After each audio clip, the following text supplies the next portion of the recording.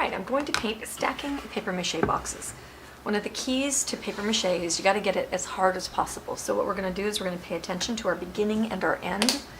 So we're going to have multi-purpose sealer to start with, and that is going to give it a super hard gripping finish, and that'll strengthen the box itself. And then when we end, we're going to paint our boxes. We're going to varnish it a couple of times, and then we're going to wax it at the very end to keep the lids going on and off nicely and not sticking while they're in storage, because this is a Christmas set, so it's going to be put away. So I'm going to use this really groovy foam roller. On the inside, I'm going to use a base coat sponge. I think my camera is off center. There we go. Okay, so I'm going to use one of these on the inside, and that's just going to wipe in. I'm going to get gloves on to protect my hands, and both of these are going to make this job a much faster job. Okay, so case in point, I'm actually startled by how fast this goes. Just go across. And I think what I'll do is I'll let this dry on this side, and then I'll flip it over and do the other side, and in the meantime I'll get my bottom going.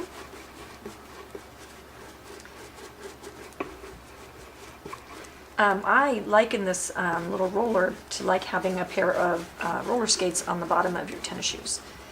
It goes so fast because it has that extra rolling going on. So I'll just set this aside and let it dry, and then I'll move on to all my other pieces. Okay, I'd like to show off here how easy this is to do this inside ring. It's just like magically fast. And you get all the way in and you don't have a bunch of streaks and yucky stuff. Alright, I've got some snowflake embellishments, and I'm just going to use this jumbo dauber, and this makes the easiest way to paint something really intricate like this, because it doesn't get all down into all of its details. So just tap it all and get these all base coated. Alright, I've got dimensional effects paste and an Italian sash brush to the tops of our snowflakes. Okay, and then what we're going to do is sprinkle with this fantastic multi-crystal glitter mix.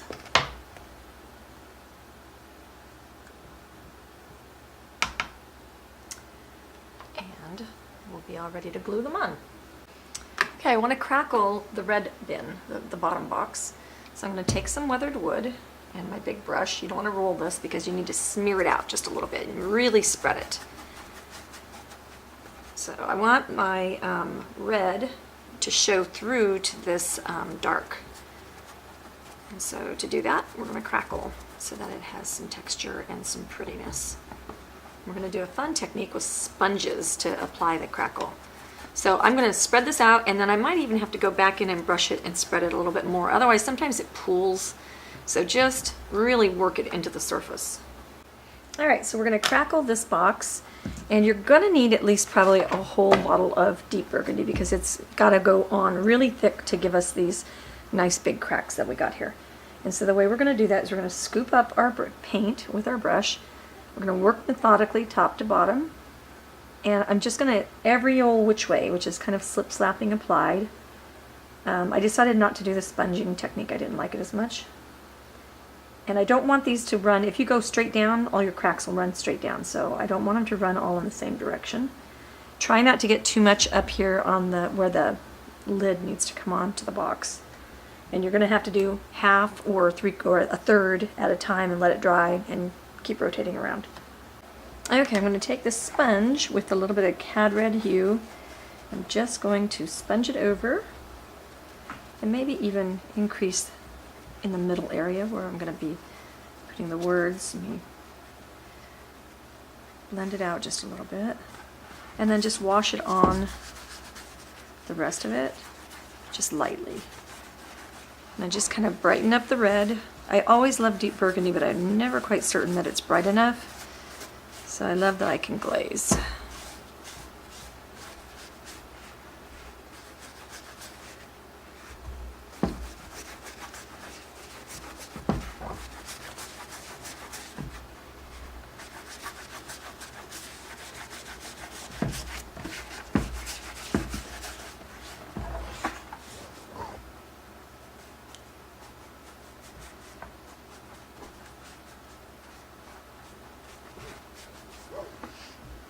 And now I think we'll go ahead and shade with the sponge as well, and we'll get out some soft black if I can find it.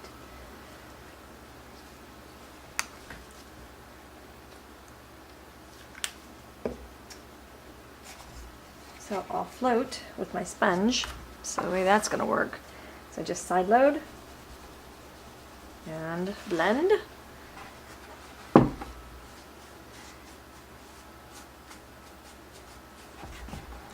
And then we'll just shade the base. Okay, so that's how that's going to work. Alright, we're going to base coat our letters with honey brown.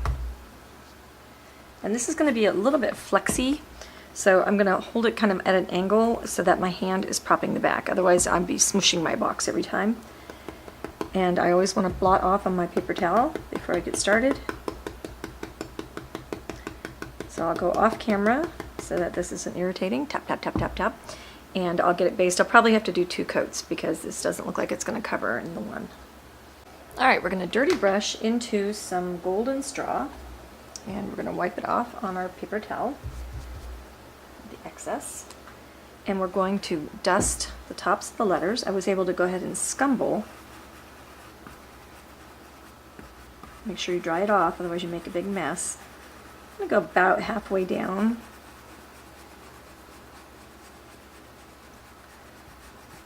And then blend it in the middle. Okay, and you'll repeat on the bottom letters. I'm going to switch to this large flat blend brush and pick up a little bit of the the burnt sienna in the media acrylic. And I'm going to go at the bottoms of all the letters and then walk my way up. This has got a flat top, but it's soft enough to actually kind of glaze a little bit.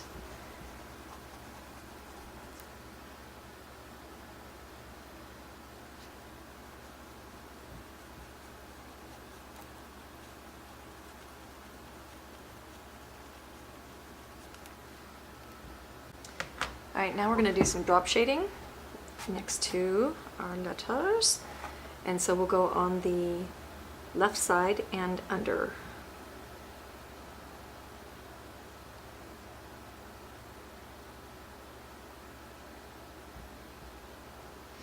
And that will add a lot of depth and dimension to this. Okay? Alright, we're going to go in our same green family, but this time we're going to base coat through our stencil with a forest green. And I'll just go ahead and scumble and base it. I think I have a wrecked little stencil. It's got little slits in it. I'll have to be careful. I think somebody has used this and done funny things with it before. Okay, and then we're going to take our highlight color, which is the bright green, and use a crescent brush, and we'll highlight those tips and to one side.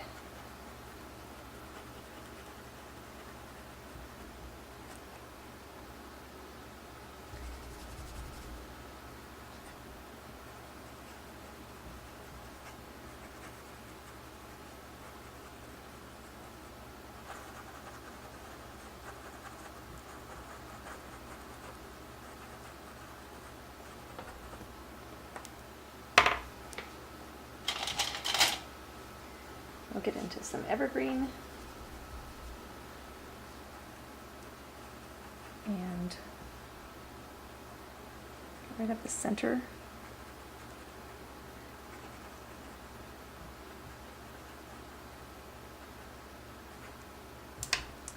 And we'll try a little bit more.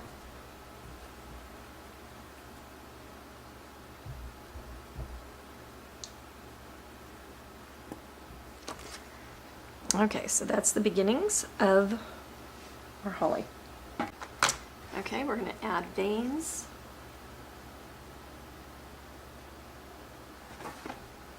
Around here.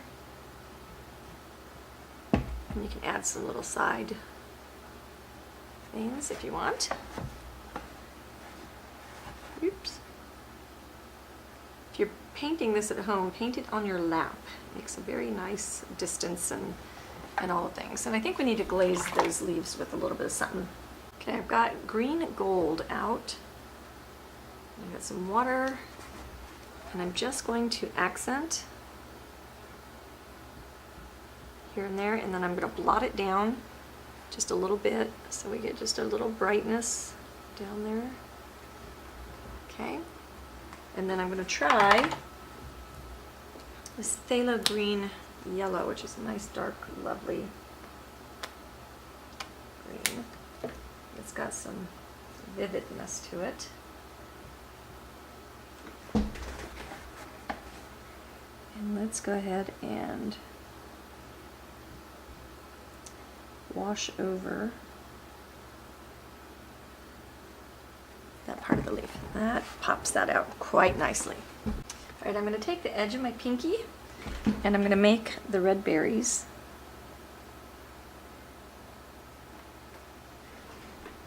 Load my pinky brush. All right, and then when those are dry, we'll glaze and do some fancy stuff. All right, then we're going to take mustard seed and we're going to just stroke kind of in a dry brush method. And it's just a barely glazing, but it's just adding that brightness. Definitely to these points here. Okay, I'm going to use some red hue. Let's see if this is going to be too electric. And we'll go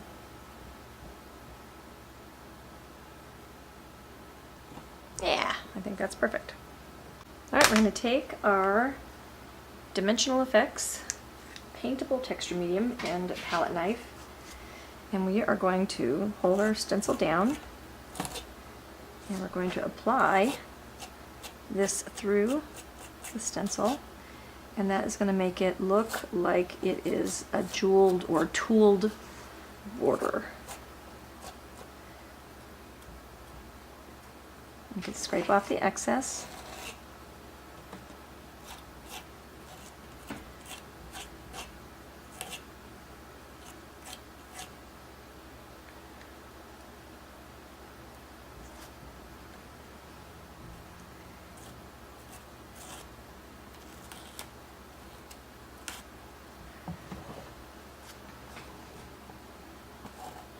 This jewel border stencil comes as part of it's got 4 different sizes on one stencil, and it is pretty darn special. Okay, so scrape it off, and then lift straight up. And then that is a nice raised little border that when I paint it gold, it's going to be beautiful. Okay, I want to make a little bit of metallic. I've got this based in milk chocolate. And so now I want to metallicize the banding, the border, so I'm going to go into a little bit of gold. It's a little bit stiff here. I've got a stiff bristle brush. This is metallic lusters. So just make it hit the high points.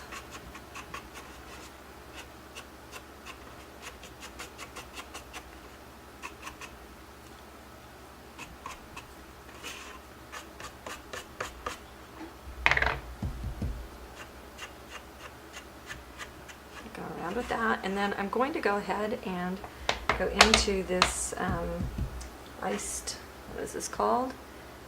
Iced espresso, and knock that color down just a little bit. And make sure you don't have too much in your brush because I just filled in the whole area. So I think the layering of, let's see, the 2 of those is good. And then on the top, what we'll do is we'll just go ahead and give it a little bit of a brush, and then come across it the other way.